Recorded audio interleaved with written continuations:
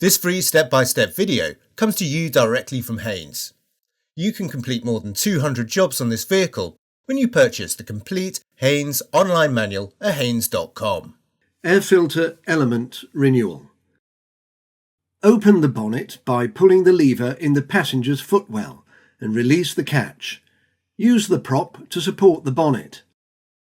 Release the two securing clips, one at the front and one at the rear of the filter housing. Then lift the air cleaner cover from the lower housing, releasing the locating pegs from the outer edge of the lower housing under the wing panel. Lift the old element from its position in the lower half of the filter housing.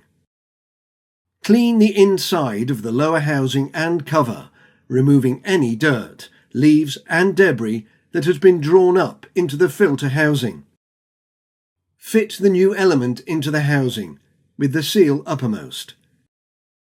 Refit the cover into position, making sure the locating pegs fit correctly into the outer edge of the lower housing, then secure the cover in place with the clips.